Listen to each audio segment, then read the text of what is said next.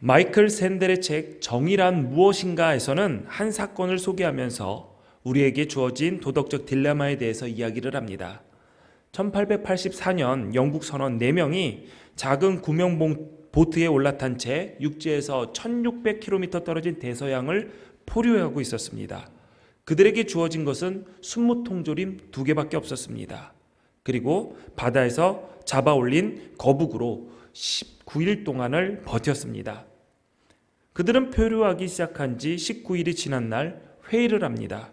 회의의 주제는 이 망망대해에서 굶주림으로 죽음을 맞이할 것인지, 생존을 위해서 우리 가운데 한 명을 살인하여 인육을 먹을 것인지였습니다. 그들은 남겨진 가족이 없고 현재 바닷물을 마셔서 건강 상태가 가장 안 좋은 한 명이 희생해야 된다라는 결론을 내리고 실행에 옮깁니다.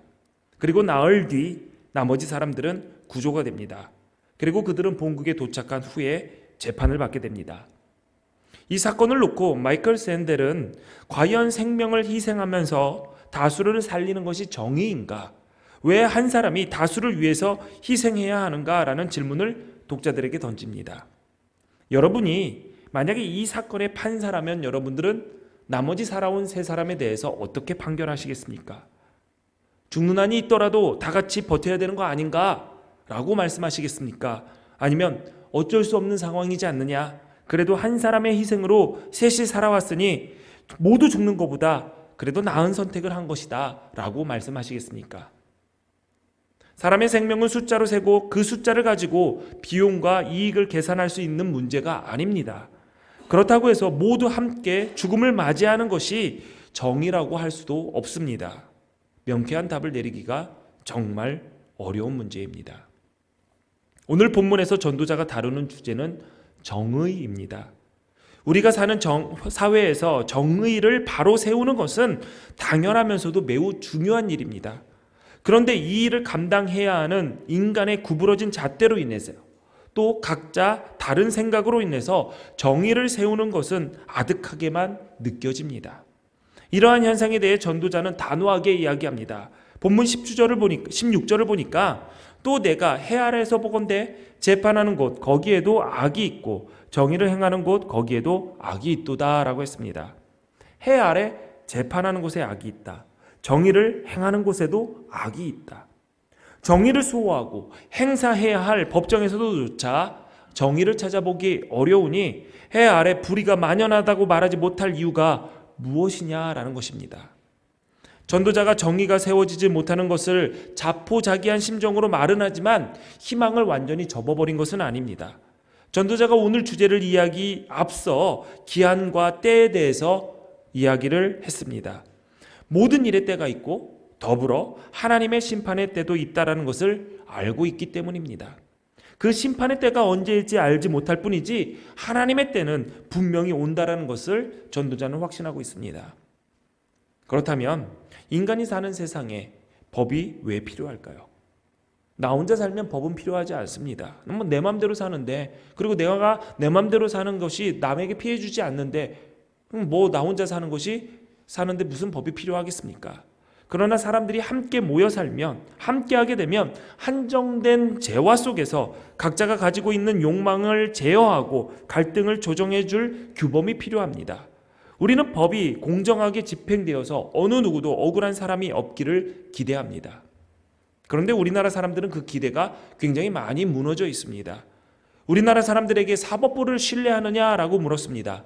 안타깝게도 우리나라의 사법부 신뢰도는 OECD 국가 중에 항상 최하위를 기록하고 있습니다.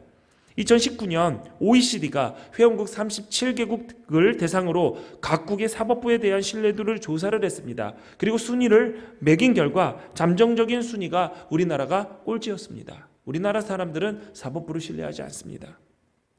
2016년에도 법원의 신뢰도를 묻는 여론조사가 진행되었습니다. 법원이 재판하는 그 재판의 결과가 공정하다고 생각하는가라는 질문에 23.7%가 공정하다, 반대로 70.6%가 공정하지 않다라고 대답을 했습니다. 이 불공정하다라고 대답한 이들에게 그러면 왜 재판이 공정하게 판결되지 못한다고 생각하느냐라는 질문을 던졌습니다. 그러자 80.1%의 사람이 재판이 지위와 권력, 인맥과 재력의 영향을 받는다라고 답을 했습니다. 재판에서 모든 사람들이 직업과 지위와 또는 부와 상관없이 공정하게 판결을 받아야 되는데 우리나라 사람들은 우리나라 사법부를 사법부에 이러한 공정함이 없다라고 생각을 하는 것이죠. 여러분의 마음속에서도 아마 그런 얘기가 있을 겁니다. 유전무죄, 무전유죄. 가끔가다 기사에서 나오는 재판의 결과들을 보면서 그런 생각을 합니다. 내가 만약 똑같은 상황에서 재판을 받는다면 나는 아무것도 아닌데 나도 저렇게 집행유예로 풀려날 수 있을까? 아니면 무죄라고 방면될 수 있을까? 우리나라 재판에서 판사의 감정적인 그리고 판사의 판결에 많은 영향을 받는다라고 많은 사람들이 생각하고 있는 것이죠. 법을 집행하고 정의를 세우는 곳에 가장 어울리지 않는 것이 불의와 불공정이라는 악일 것입니다. 그런데 현실에는 악이 정의를 세우는 자리에 버젓이 지키고 있죠. 법이 자의적으로 집행됨으로 인해서 억울한 경우가 해 아래, 즉 인간의 땅에서 계속되고 있습니다. 지난주 여러분 베이징 올림픽 쇼트트랙 남자 1000m 경기를 보면서 와, 심판이 정말 공정하게 판결을 하는구나 라고 생각하신 분들 있으면 손 한번 들어보십시오. 아마 우리나라 사람들은 많이 분노했을 것입니다. 우리 막내가 이제 올림픽이 뭔지 아는 것 같아요. 그래서 올림픽을 기다려요. 어제도 오늘 쇼트트랙 왜 안 하냐, 그래서 오늘은 안 한다 그랬더니 올림픽이 끝난 거냐? 아니다, 안 끝났다. 그럼 왜 안 하냐? 내일 한다. 그러니까 좋아하더라고요. 내일 우리 같이 봐요. 그래서 좋아해요. 이 1000m 경기를 보면서 저희 막내 아들이 얼마나 기쁘게 응원을 하는지, 우리나라 선수들이 1등으로 들어오니까 박수 치면서 기뻐합니다. 그런데 탈락이라는 거예요. 그러니까 이해를 못합니다. 왜 1등으로 들어왔는데 탈락이냐? 제가 설명을 못하겠더라고요. 이 시간이 돈을 버는 것 같아. 이렇게 얘기할 수도 없는 거잖아요. 그래서 얘기를 합니다. 페널티라는 게 있는데 레인을 변경하는데 이게 갑자기 들어가서 뒷사람이 깜짝 놀랬대. 그러면은 반칙인 거냐? 그럼 놀래키지 말아야 되는 거냐? 한번 얘기를 하는데 이해를 못 시키는 거예요. 그래서 이 판결을 보면서 안타까운 게 뭐냐면 우리 아이들에게 설명해 줄 방법이 없구나. 그것에 조금 안타까웠습니다. 물론 중국에서 올림픽이 열린다고 하길래 예상은 했습니다. 그러나 예상대로 진행되는 거 보면서 씁쓸한 마음을 금할 수가 없죠. 한 국가는 공정한 판결이었다고 굉장히 기뻐했습니다. 근데 많은 사람들은 심판이 권력과 돈에 결탁된 것이 아닌가 의심을 했죠. 한 국가는 이것을 조사해달라고 정식으로 의뢰까지 했습니다. 이러한 문제로 시끄러우자 그 다음 경기부터 심판들이 제가 보기에 납득할 만한 수준의 판정을 하기 시작했습니다. 그러자 여러 나라들이 공정한 판정이 이제 시작되었다라고 인정한 반면에 한 국가는 심판이 여러 나라의 압박을 받아서 바른 판정을 못 내리고 있다. 이로 인해서 자기네 나라의 선수들이 피해를 보고 있다라고 억울해했습니다. 많은 사람 중에 그들만 유별나서 이런 일이 생기는 걸까요? 그렇지 않습니다. 유사일에 인간의 역사에서 보면은 인간은 자기의 유익을 위해서 공평이라는 저울추를 항상 자기 쪽으로 끌어당겨왔습니다. 그래서 성경은 이러한 일을 경계하라라고 가르칩니다. 레위기 19장 15절을 보니까 너희는 재판할 때에 불의를 행하지 말며 가난한 자의 편을 들지 말며 세력 있는 자라고 두둔하지 말고 공의로 사람을 재판할지며 라고 했습니다. 공의로 사람을 재판하라라는 말은 사법의 정의롭고 공정함을 세우라는 뜻입니다. 재판관이 법에 따라서 객관적으로 판단하는 정의를 히브리어로 미슈팟이라고 합니다. 미슈팟은 사법적 정의를 의미합니다. 어떤 사람이 너무 배가 고파서 빵을 훔칩니다. 이것을 무죄라고 할 수 없습니다. 배가 고프다고 가난하다고 빵을 훔친 것은 분명히 죄고요. 죄의 대가를 치러야 됩니다. 이것이 사법적 정의입니다. 미슈팟입니다. 법에 의해서 객관적으로 상황을 판단하는 것이죠. 그냥 상황이 어떠하든 너는 남의 것을 훔쳤다, 절도다, 이렇게 법에 의해 세우는 정의를 미슈팟이라고 합니다. 그런데 그 빵을 훔친 이유를 들어보니까 집에 굶는 아이들이 있었던 거예요. 그 아이들을 먹이기 위해서 어쩔 수 없이 빵을 훔쳤는데 그 죄값으로 감옥에 들어가게 됩니다. 그러면 그 아이들은 어떻게 됩니까? 물론 이런 사정이 있다고 해서 빵을 훔친 것에 대해서 눈 감아줄 수는 없습니다. 무죄라고 할 수 없죠. 그러나 이런 상황에서 빵을 훔친 그에게 중요한 것은 처벌이 아니라는 것을 우리는 다 인정을 합니다. 그에게 진정으로 필요한 것은 죄를 지을 수밖에 없었던 어려운 상황을 벗어나게 하는 회복의 기회입니다. 그가 죄값을 치를 때 그의 가족을 돌보고 그가 다시 사회로 돌아올 때 일할 수 있는 자리를 마련해 주어 그가 또 다시 죄를 짓지 않게 도와주는 것이 필요하죠. 성경에서 공의라고 번역된 단어 째다카가 바로 이러한 회복적 정의를 가리킵니다. 신명기 16장 20절에 너는 마땅히 공의만을 따르라. 그리하면 내가 살겠고 내 하나님 여호와께서 내게 주시는 땅을 차지하리라 라고 했습니다. 유대의 랍비들은 이 구절의 공의를 구제로 바꾸어서 가르치기도 합니다. 원래 구약시대에는 구제에 해당되는 단어가 없었습니다. 유대의 랍비들과 율법 학자들은 공의를 뜻하는 째다카를 구제의 의미로 사용하기 시작했습니다. 공의와 정의, 구제는 거리가 있는 용어입니다. 그럼에도 불구하고 유대인들이 째다카를 구제라는 의미로 사용하는 이유는 구제가 정의를 세우는 일이라고 생각했기 때문입니다. 유대인들의 부모는 아이가 태어나면 그 아이의 저금통을 하나 만들어줍니다. 우리도 어릴 때 집에 저금통은 하나씩 다 있었겠죠. 저금통, 좀 나이가 드신 분들은 돼지 모양의 빨간색 저금통, 거기에 돈을 넣기보다는 어렸을 때 축구하는 용도로 집에서 많이 사용했던 것으로 기억이 나고요. 저금통을 하나씩 다 갖고 있었어요. 그래서 저금을 해라 라고 꼭 가르쳐줬죠. 저 초등학교 2학년 때 음악 교과서에 이런 노래도 있었습니다. 쨍그랑 한 푼, 쨍그랑 두 푼, 벙어리 저금통이 아유 무겁군. 그 다음에 뭐죠?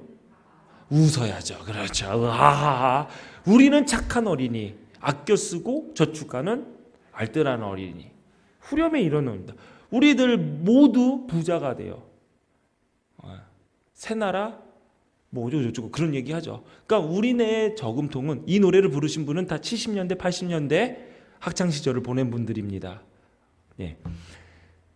전략 정신을 가르치기 위해서, 아껴야지 잘 산다 라는 것을 가르치기 위해서 우리는 저금통을 하나씩 다 가져서 저축하는 교육을 받았습니다. 그런데 유대인들의 저금통의 교육은 조금 다릅니다. 그들은 어려서부터 가난한 자를 돕고 불우한 이웃을 살피라는 하나님의 말씀에 순종하기 위해서 저금통에 돈을 넣습니다. 그 저금통의 이름이 째다카입니다. 공의입니다. 아이들에게 이것을 교육하는 이유는 착한 사람으로 살아라, 좋은 사람이 되어라, 그렇게 가르치기 위해서가 아닙니다. 돕고 살아야 하는 이유를 어려서부터 알려주는데, 이러한 구제는 선행의 차원을 넘어서 하나님의 공의와 정의를 실현하는 것으로 그들에게 가르칩니다. 그들은 창조주 하나님의 파트너로서 하나님의 통치를 이 땅에 이루기 위해 정의와 공의로 다스리시는 하나님의 나라가 이 땅에 임하게 하기 위해서 나눔을 실천하라라고 가르칩니다. 이 땅을 하나님의 뜻에 합당하게 고치는 것, 이것이 바로 하나님의 파트너로서의 우리의 사명이다라고 가르치는 것이죠. 그들은 어려서부터 이 째다카를 통해 공평하신 하나님의 파트너가 되어 세상을 올바르게 고쳐나가는 일에 참여한다라는 자부심을 가지면서 자랍니다. 우리 교회도 째다카를 통해서 하나님의 파트너로서 일하고 있는 부분이 있습니다. 여러 가정과 속회 그리고 선교회에서 이 일을 감당하고 있습니다. 저는 지금도 충분히 잘하고 있는 여러분에게 한 가지 더 권면을 드리겠습니다. 먼저 나 스스로, 그리고 우리 자녀들에게 이 구제와 나눔을 통해서 이 땅을 고치시고자 하는 하나님의 파트너로서 일하고 있음을 분명히 깨달아야 되고, 그리고 분명히 가르칠 수 있어야 됩니다. 야, 나눠야지, 착한 일 해야지, 봉사하고 나누고 이렇게 살아야지 하나님께서 더 주신다? 하나님께서 복 주신다? 그렇게 가르치는 것이 아니라 창조주 하나님과 함께 일하는 파트너로서 일할 수 있는 은혜와 그 영광이 진정한 복임을 가르쳐 줄 수 있어야 됩니다. 우리가 열심히 하나님의 공의와 하나님의 정의가 다스리는 이 나라를, 하나님의 나라를 세우고자 하지만 인간이 세운다라는 정의는 세력 있는 자들에게는 너무 느슨하고 힘없는 자들에게는 너무 엄격하게 적용이 된다라고 느껴집니다. 그래서 차라리 재판관을 AI로 바꾸면 인간의 구부러진 판결을 방지할 수 있을 것이다 라는 말도 나옵니다. 모든 사례와 모든 판결을 다 데이터화해서 그 상황을 집어넣으면은 지금에 맞게 어떠한 외부의 압력, 어떠한 여건도 어떠한 외부의 공개 없이 데이터대로 나오니까 정확한 판결이 나오지 않겠느냐라는 말도 있죠. 이렇게 되면은 사법적 정의는 분명히 바르게 세워질 것입니다. 그러나 회복적 정의가 AI를 통해서 세워질 수 있을까라는 의문도 들곤 합니다. 물론 재판관도 사람이기 때문에 오류의 가능성이 있다는 것을 인정해야 됩니다. 꼭 재판관이 아니어도 마찬가지입니다. 우리는 어느 조직이든 단체에든 속해 있는 자들입니다. 가장 작은 조직이라는 가정에도 속해 있죠. 그 공동체가 세워놓은 규범을 따르고 또 어떤 이들은 그 규범으로 여러 가지 일들을 판단하는 위치에 있을 것입니다. 가정도 마찬가지죠. 각 가정에서도 구성원들이 지켜야 할 규칙이 있습니다. 물론 대부분 힘 있는 부모들이 그때그때 규칙을 정하고 아이들에게 지키라고 해서 문제가 생기죠. 자녀들 역시 스스로 옳다고 생각해서 가정의 질서를 위해 세운 규칙을 무시해버려 문제가 일어나곤 합니다. 그러니까 가정에서도 공의와 정의가 무너지면은 그 가정은 시끄러운 가정이 되는 거죠. 내가 가정이든 일터이든 세워진 규범으로 무언가를 판단할 때 미슈파트, 공정하고 구부러짐이 없어야 됩니다. 동시에 친절하고 따뜻하고 긍휼의 마음으로 무너져 있는 것을 회복하려는 째다카가 살아있어야 함도 잊지 말아야 됩니다. 하나님께서 원하시는 정의와 공의는 사법적 정의와 회복적 정의가 둘 다 살아있는 것입니다. 우리 가정에서 생활할 때도 우리가 지켜야 될 건 지켜야 됩니다. 그런데 문제는 뭐냐면 힘 있는 아빠들, 특히 남성들이죠. 남성들이 본인이 법이에요. 아닌가요? 여러분의 아내가 법이군요. 근데 일단 저희 집은 제가 왕인 것 같아요. 그래서 저는 저희 집에 전화번호를 넣겠습니다. 왕궁. 왜냐하면 제가 사니까. 제가 사는 거니까 왕궁이죠. 그리고 제 아들은 세자예요, 세자. 내가 왕이니까. 그리고 저희 아내가 전화 오면은 어여쁜 중전이라고 써집니다. 내가 왕이니까. 예, 그렇게 살아요. 그래서 저는 왕궁에서 살고 그죠? 세자도 있고요, 공주도 있고요. 예, 중전하고 삽니다. 근데 이 왕이 조금 독재를 하죠. 예, 절대 군주예요. 그래서 제가 얘기하는 거는 모든 게 법이에요. 근데 저희 아내가 저한테 칭찬인지 욕인지 모르겠지만 이렇게 관대하다고. 목사님 참 관대하신 것 같아요. 지한테만. 모든 법을 세워놓고 아이들에게는 굉장히 타이트하게 지키라고 얘기를 하면서 저한테는 관대해요. 예. 저한테는 째다카, 남한테는 미시팟. 예. 그래서 오늘 이 말씀을 준비하면서 그래, 남한테는 째다카, 나한테는 미슈팟 해야 되는데 라는 생각을 했습니다. 오늘 이 말씀을 준비하면서도 오늘 저녁부터 오늘 가정에서의 제 삶이 많이 팍팍해질 것 같아요. 절대 군주의 자리에서 내려와서 함께 평등한 가정을 이루어야 되니 얼마나 힘들겠습니까? 지난 설날에도 분유 안 먹으려고 그렇게 애쓰고 노력했는데 여러분들 맞습니다. 왜냐하면 사람들은 본인한테 굉장히 간대합니다. 그리고 남들에게는 미슈팟 굉장히 냉철하게 판단을 하죠. 근데 사실 하나님께서 원하시는 공평과 정의는 이 미슈팟과 나한테도 미슈팟, 나한테도 째다카, 그리고 다른 이들에게도 미슈팟과 째다카, 사법적 정의와 회복적 정의가 둘 다 살아있는 그 정의를 원하신다는 것이죠. 전도자는 인간의 판결이 불완전할 수밖에 없지만 하나님이 주관하시는 법정은 완전한 정의가 세워질 것이라고 소망을 합니다. 본문 17절에 보니까 내가 내 마음속으로 이르기를 의인과 악인을 하나님이 심판하시리니 이는 모든 소망하는 일과 모든 행사의 때가 있음이라 하였으며 라고 했습니다. 하나님의 심판 아래 의인과 악인 모두 있습니다. 세상의 법정에는 악인들이 무죄로 방면되고 의인들이 유죄를 받아서 고통당하는 일이 생기지만 그들 모두 하나님의 법정 앞에 다시 부름받는다라는 사실을 우리는 잊지 말아야 됩니다. 현실에는 정의가 지는 것 같습니다. 무너지는 것 같죠. 그러나 전도자가 언급한 대로 이 세상에 정의가 없다라는 것 예수님의 십자가 처형에서도 드러났습니다. 유대인들은 예수님을 잡아서 법정에 끌고 와서 예수님을 향해 행악자, 악을 저지른 자라고 규정을 했습니다.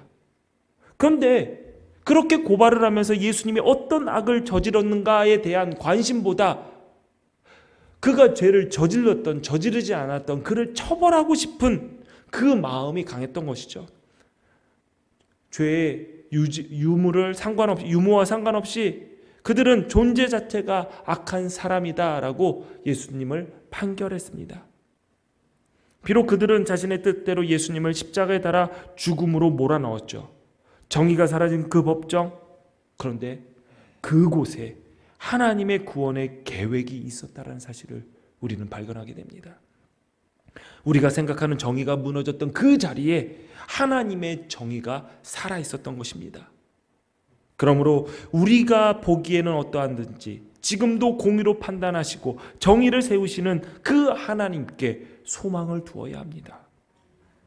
모든 일에는 때가 있습니다. 그러나 문제는 그 때를 기다리는 우리가 너무 조급합니다. 악한 자들이 잘되고 번성하고 그 악을 행해도 아무런 벌을 받지 않는 것처럼 보입니다.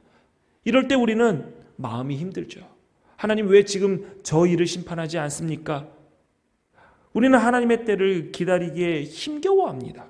악인들이 살찌워가는 모습, 복을 누리고 정말 천수를 누리면서 살아가는 모습을 보면 박탈감마저 느껴집니다. 어떤 사람들은 이런 하나님이라면 나는 믿지 않겠다고 하고 하나님을 등지는 경우도 생기죠. 이런 지연된 심판에 대해서 어떤 분이 이렇게 빗대어서 이야기를 했습니다. 한 사람이 잔치를 두고 잔치에 쓸 돼지를 골라야 했습니다. 주인은 돼지들 사이에서 유독 말썽을 부리고 다른 돼지들을 괴롭히는 그 돼지를 잔치상에 올려야겠다라고 마음을 먹었습니다. 그리고 그날부터 그 주인은 그 못된 돼지에게 더 많은 사료를 주기 시작했습니다. 같이 있던 돼지들이 주인을 향해서 불만을 터뜨립니다. 우리의 주인은 공평하지 않아.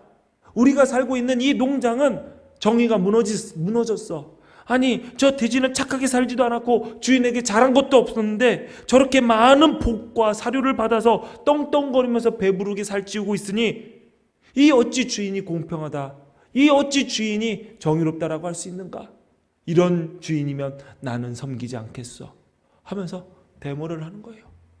주인은 물러가라, 주인은 물러가라. 그런데 주인이 못된 돼지에게 벌 주지 않고 사료를 많이 준다고 해서 공평하지 않은 것이 아닙니다. 돼지들은 단지 주인의 생각을 알지 못했을 뿐이죠. 곧 잔칫날은 심판의 때가 되겠죠. 잔칫날에 그 못된 돼지는 많은 사료를 먹고 살찌운 채 잡히게 될 것입니다. 그런데 그것을 어떻게 주인이 돼지들한테 이야기해 줍니까? 하나님의 때, 그 주인의 때, 잔칫날이 오면은 모두가 알게 됩니다. 그 심판이 어떻게 이루어지는지. 우리의 눈에 악한 자들이 심판받지 않고 복을 누리며 살아가는 것처럼 보여도 하나님의 심판의 때가 있다라고 믿는 우리는 이러한 상황을 보고 흔들릴 이유가 없습니다. 번성하는 악이라 할지라도 그 순간 역시 하나님의 심판대 앞으로 나가는 과정이라는 사실을 우리는 잊지 말아야 됩니다. 이어서 전도자는 이 땅에서 완전한 정의가 세워지지 않는 것은 하나님께서 우리에게 한계를 가진 존재임을 알려주기 위해서다라고 말을 합니다. 18절을 보니까 내가 내 마음속에 이르기를 인생들의 일에 대하여 하나님이 그들을 시험하시리니 그들이 자기가 짐승과 다름이 없는 줄 깨닫게 하려 하심이라 하였노라. 전도자는 이렇게 얘기합니다. 하나님께서 사람들에게 야 너희는 짐승과 다를 바가 없는 존재야, 똑같은 존재야 라는 것을 깨닫게 하기 위해서 시험을 하신다라고 말했습니다. 인간과 짐승을 하나님 앞에서 본질적인 존재로 규정하고 있죠. 자, 여러분은 짐승과 똑같은 존재입니다. 기분 나쁘시죠? 난 괜찮아, 난 짐승이야 라는 사람 아무도 없을 겁니다. 그렇다면 우리 인간이 뭐가 짐승과 똑같다는 거죠? 아직까지 모르시겠나요? 뭐가 똑같을까요? 먹고 자고 사는 거? 물론 그것도 똑같을 수 있죠. 그런데 우리도 짐승과 똑같이 죽음의 한계, 죽을 수밖에 없는 존재라는 그 한계를 똑같이 갖고 있습니다. 지금 전도자는 짐승이나 사람이나 죽음 앞에 선 존재다라는 것을 이야기하고 있는 것이죠. 우리가 우리에게 주어진 시간을 가치 있게 보낸다 해도 결국 생명과 죽음이라는 것은 나에게 달려 있지 않고 하나님의 영역의 일이다라고 전도자는 이야기합니다. 짐승 역시 마찬가지죠. 시편 104편 29절 30절을 보면 주께서 낯을 숨기신즉 그들이 떨고 주께서 그들의 호흡을 거두신즉 그들은 죽어 먼지로 돌아가나이다. 주의 영을 보내어 그들을 창조하사 지면을 새롭게 하시나이다 라고 했습니다. 하나님께서 호흡을 거두시면 우리는 죽어 흙으로 돌아갑니다. 그리고 하나님께서 주의 영을 보내어 우리를 살게 하시고 주님께서 우리에게 영을 보내시면 우리는 살아갈 수 있는 존재가 됩니다. 하나님께서 인간을 창조하실 때 하나님은 흙으로 지으시고 그 코에 생기를 불어넣으시면서 사람이 생명이 되었다라고 기록을 하고 있습니다. 성경에서 반복적으로 드러내고 있는 것은 내가 숨을 쉬고 있다고 해서 이 숨이 나의 의지대로 쉴 수 있고 쉬지 않을 수 있고 하는 문제가 아니라는 것이죠. 이 숨을 쉬게 하는 것도, 이 숨을 멈추게 하시는 것도 하나님, 즉 숨의 주인은 하나님이심을 알라는 것입니다. 지금 내가 지금 숨 쉬고 있죠? 숨 한번 쉬어볼까요? 네.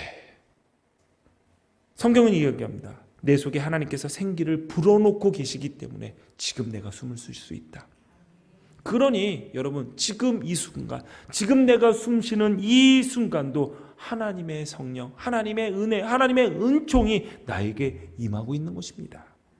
그러므로 우리는 한순간도 허황되게 살 수가 없습니다. 영원을 살 것처럼 살아갈 수 없는 것이죠. 나에게 아직 많은 시간이 남아있는 것처럼 게으르게 살 수도 없는 것입니다. 이 숨 당장 오늘 끊어줘도 하나도 이상할 것이 없습니다. 왜? 이 숨은 내 거가 아니니까. 이것을 매 순간 의식하며 살아갈 때 오늘도 은혜 가운데 나에게 숨을 불어넣으시고 하루를 허락하신 하나님의 은총의 때를 소중히 여기며 살아갈 수 있게 되는 것이죠. 한번 가정을 해볼까요? 나에게 일주일밖에 시간이 남지 않았다. 여러분 무엇을 먼저 하시겠습니까? 내가 일주일밖에 시간이 남지 않았다. 이런 질문의 대답은 여러 가지 이런 질문의 대답은 여러 가지겠지만 그 대답에 공통점이 있습니다. 짧은 시간이지만 의미 있고 가치 있게 이 시간을 사용할 것이다 라고 대답을 합니다. 일주일밖에 안 됐으니까 부어라 마셔라 내 맘대로 다 살 거야, 내가 하고 싶은 거 다 할 거야, 이러는 사람은 극히 드뭅니다. 가치 있게 보내려고 하죠. 의미 있게 보내려고 합니다. 각자 의미 있고 가치 있는 시간의 모양은 달라도 공통적인 부분이 있죠. 그것은 누군가의 관계 속에서 그 의미와 가치를 찾는다는 것입니다. 사랑하는 사람들과 시간을 보내고 그들에게 사랑한다, 고맙다, 미안하다 말하고 그가 필요한 것들을 마련해주고 따뜻한 표정으로 지그시 그들을 바라보며 따뜻한 말 한마디 해주는 것. 많은 사람들이 그것이 인생의 가치, 그곳에 인생의 가치가 있다라고 얘기를 합니다. 그러면 여러분, 우리는 이러한 결론을 내릴 수 있죠. 인생의 가치는 내 속에서 나오는 것이 아니다. 나와 함께하고 있는 사람들과의 관계 속에서 인생의 의미와 가치는 발견할 수 있다라고 우리는 알게 됩니다. 그래서 예수님께서 하나님 사랑, 이웃 사랑이 크고 첫째 되는 계명이라고 가르치신 겁니다. 하나님께서 우리에게 허락하신 인생, 그 삶을 가치 있게 살아가려면 우리는 나 혼자 내가 무엇을 이루고 내가 무언가를 해내고 성공하고 성취하고에 달린 것이 아니라 하나님과의 관계에서, 그리고 또한 하나님께서 맺어주신 이웃과의 관계에서 그 가치와 의미를 찾을 수 있다는 것을 예수님께서는 가르치는 것이죠. 그 가장 가치 있는 것은 무엇이냐? 그들을 사랑하는 것, 하나님을 사랑하는 것, 그리고 하나님께서 맺어주신 그 이웃을 사랑하는 것입니다. 그것이 가장 가치 있는 거죠. 여러분에게 시간이 없다면, 일주일밖에 시간이 안 남다면, 당연히 저도 여러분들은 그 사람과의 관계 속에서, 하나님과의 관계 속에서 여러분의 남은 그 시간을, 가치를 찾으려고 할 것이라고 저는 믿습니다. 그렇다면 우리가 하루하루 순간순간 주님께서 허락하신 그 숨을 주셨다면 우리의 가치, 우리의 삶을, 그 우리의 숨이 붙어있는 그 시간을 어떻게 가치 있게 보낼 것인가? 우리는 분명히 선택할 수 있다라는 것이죠. 사실 인간과 짐승들 비교해 보면 인간들이 짐승보다 나을 것이 없습니다. 다른 짐승들은 태어나면서부터 걷습니다. 몇 시간만 지나면 뛰기까지도 하는데 사람은 1년이 지나야 겨우 걷습니다. 3, 4년 지나야 뛰기도 하죠. 인간들은 다른 짐승들처럼 가죽으로 쓸 수 있는 것도 아닙니다. 고기로도 쓸 수 없습니다. 인간의 몸에서 나오는 물질로는 비누 몇 개밖에 만들지 못합니다. 어떤 이들은 인간이 짐승보다 나은 건 영혼이 있기 때문이다 라고 주장을 합니다. 인간의 혼은 하늘로 올라가고 짐승의 혼은 땅으로 흩어지지 않느냐. 오늘 본문의 전도자가 사람들이 이렇게 이야기한다고 얘기하죠. 그런데 전도자는 인간의 혼이 하늘로 올라간다는 것을 어떻게 알 수 있느냐라고 말을 합니다. 우리는 죽음 이후에 하나님의 심판이 있다는 것을 믿습니다. 그리고 예수님께서 십자가에 달려 나의 모든 죄값을 대신 치르고 하나님 나라의 백성이 된 것을 확신합니다. 그럼 지금 전도자는 그런 거죠. 이것도 누가 할 거냐? 너 가봤어? 당해봤어? 이런 얘기를 하고 있는 거죠. 지금 전도자가 하나님의 심판과 천국과 지옥을 부정하는 것이 아니라 전도자가 이야기하고 있는 것은 이겁니다. 하나님의 영역은 우리가 관여할 수 있는 부분이 아니다 라는 것을 강조하고 있는 것이죠. 지금 숨은 너의 영역이 아니다. 때와 기한도 너의 영역이 아니다. 심판도 너의 영역이 아니다. 죽음 이후도 너의 영역이 아니다 라는 이야기를 하고 있는 것이죠. 결국 뭐냐? 죽음 이후에 보상만을 바라면서 주님께서 지금 현재 허락하시는 인생을 고통과 괴로움으로 채우는 것도 옳지 않고, 인생의 즐거움만 누리기 위해서 고삐 풀린 망아지 마냥 자기만을 위한 이기적인 행동을 일삼는 것도 옳지 않다라고 이야기합니다. 하나님을 믿고 살아가는 우리는 하나님께서 정해 두신 법의 테두리 안에서 하루하루 즐거움을, 기쁨을, 가치를, 행복을 찾아야 됩니다. 오늘 내가 주 안에서 누릴 것은 무엇인가? 오늘 내가 주 안에서 기대할 것은 무엇인가? 전도자는 나에게 주어진 일을 즐겁게 감당하는 것이 삶을 통해서 누릴 자신의 몫이다 라고 이야기를 합니다. 말씀을 준비하면서 이런 생각을 했습니다. 하나님께서 나에게 이때, 이 순간, 이 숨이 나에게 들어오는 순간에 은혜를 주시고 이때에 누릴 나의 몫을 주셨다는데 과연 나는 이 몫을 잘 누리고 있는가? 저는 사진을 찍는 취미를 갖고 있기 때문에 어렸을 때 우리 자녀들이 어렸을 때 찍어놓은 사진들이 굉장히 많습니다. 그래서 그 사진을 보면은 이런 생각이 꼭 나요. 아, 이때 이랬었구나. 벌써 이 아이들이 커져 버려서 이 시간으로 돌아갈 수 없다는 것에 좀 약간 슬프기도 하고요. 그때 조금 더 즐기고 누릴 수 있었던 것들을 못 누렸던 것이 안타깝기도 합니다. 어렸을 때 큰아이가 보면은 안아달라는 거를 그렇게 많이 했어요. 안아달라고. 그때 제가 그런 얘기를 했죠. 큰아이가 안아달라고 할 때, 야, 이제 너도 1학년인데 초등학생인데 유치원생처럼 안아달라고 하면 어떡하니 하면서 밀쳐냈어요. 이제 안아달라고 하지 말고 악수를 하자. 괜히 그랬어요. 안아줄 걸. 이제 내 품에 폭 안겼던, 머리를 이렇게 배에 감싸 안았었던 그 제 큰아들은 없어졌습니다. 제가 이제 안아주면요, 아들한테 안겨요. 이렇게 머리가 하나가 더 있으니까 안아달라고 하면은 이렇게 매달릴 수도 없고 이렇게 제가 안기게 되더라고요. 그러면서 언제 이렇게 컸나? 손도 많이 잡아주고서 걸을 걸. 남자니까, 사나이니까 손잡을 거 같지 말고 각자 걸어가자. 왜 그랬을까? 그때 손을 잡으면은 애가 손이 작으니까 저는 이렇게 새끼손가락을 줬어요. 그 새끼손가락을 주면은 애들이 이렇게 잡고 같이 손을 잡고 걸어갔는데 조금씩 크니까 손 잡아줄 필요가 없겠다는 생각이 들어서 손을 안 잡아줬죠. 이제는 저도 작은 손이 아닌데 아들 손을 딱 잡으면은 너무 커요. 뭐를 먹어 그렇게 손이 커? 저도 참 마디가 하나 반이 더 있어요. 거미야? 이게 막 이렇게 너무 큰 거예요. 그래서 손을 잡으면은 아들 손 잡는 게 아니라 무슨 어른 손 잡는 듯한 느낌이 들어요.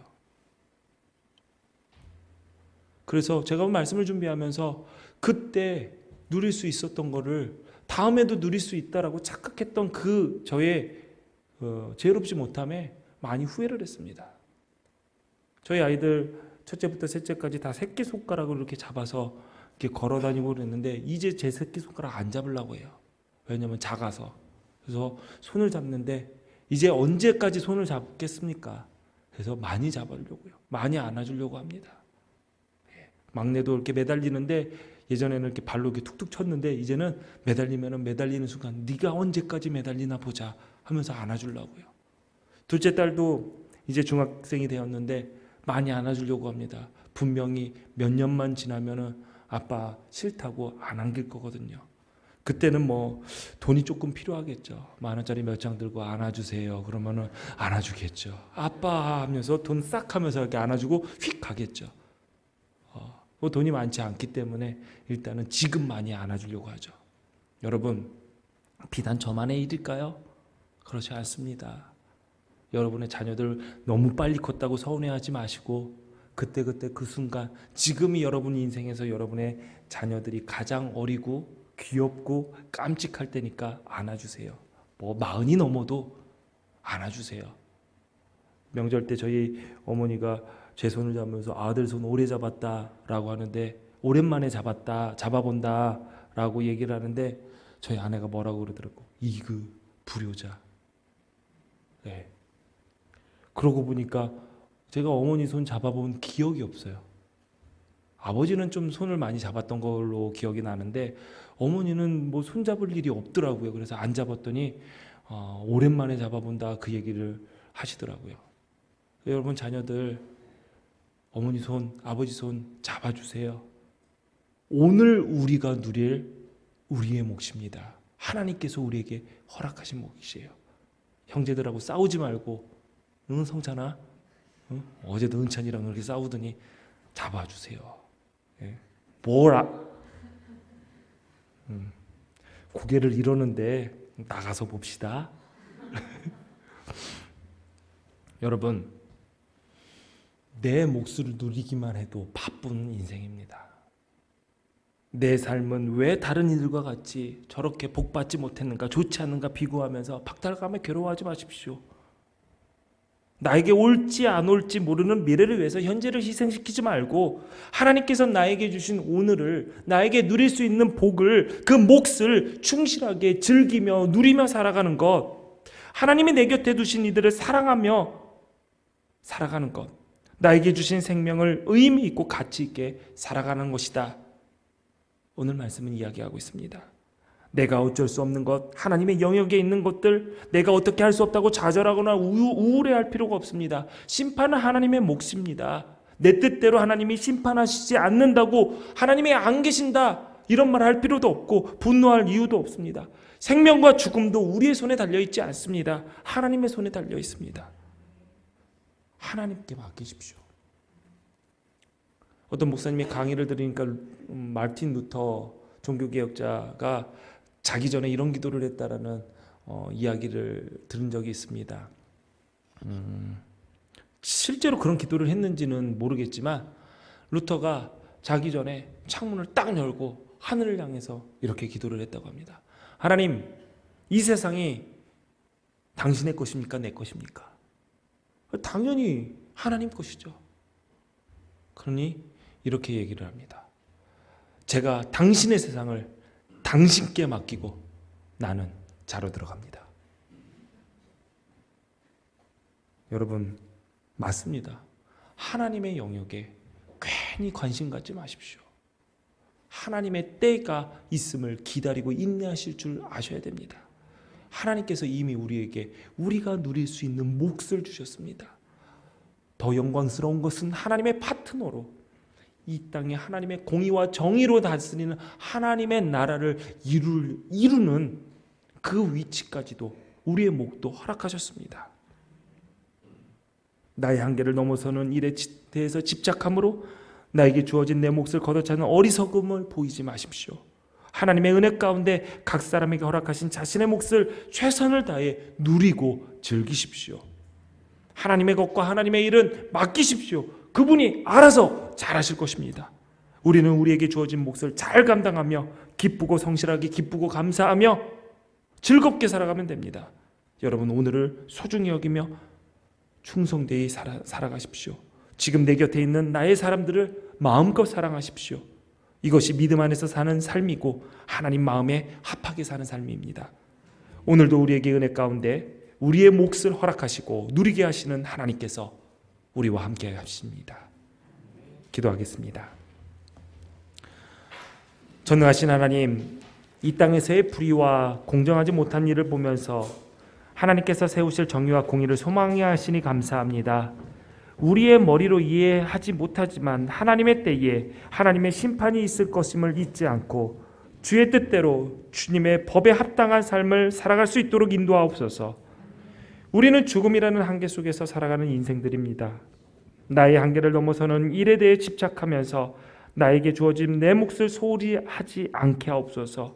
하나님께서 은혜 가운데 각 사람에게 허락하신 몫을 최선을 다해 누리고 즐기는 지혜로운 삶으로 우리를 이끌어 주옵소서. 예수님 이름으로 기도합니다. 아멘. 자리에 일어나셔서 준비한 예물을 주님께 드립니다.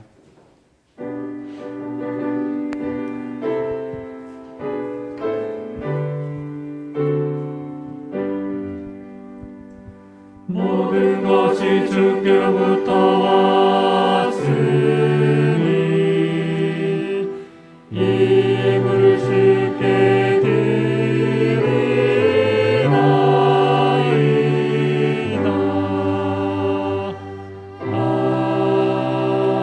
아멘. 드려진 예물 위해서 기도하겠습니다. 하나님, 세상에 살면서 땀 흘려 일하여 얻은 소득을 구별하여 하나님께 드립니다. 하나님 기쁘게 받아주시옵소서. 하나님께서 허락하신 이 믿음의 여정을 잘 마칠 수 있도록 우리 성도들의 가정과 일터에 하나님의 때를 따라 돕는 은혜가 늘 함께하게 하여 주옵소서. 물질 때문에 어려움 겪게 하지 마시고 물질이 많음으로 교만하지 않게 하시고 양식 때문에 눈물을 흘리지 않도록 그들의 삶을 주님께서 지켜주시옵소서. 그들에게 받은 은혜를 날마다 기억할 수 있는 믿음 허락하여 주시고 그 하나님께 감사하는 일에 인색하지 않도록 넉넉한 마음 또한 허락하여 주시옵소서. 이 예물을 맡아 사용하는 기둥교회도 함께하여 주셔서 인간의 생각과 욕심이 아닌 하나님의 뜻을 이루는 일에 지혜롭게 사용할 수 있도록 인도하여 주옵소서. 예수님 이름으로 기도합니다. 아멘.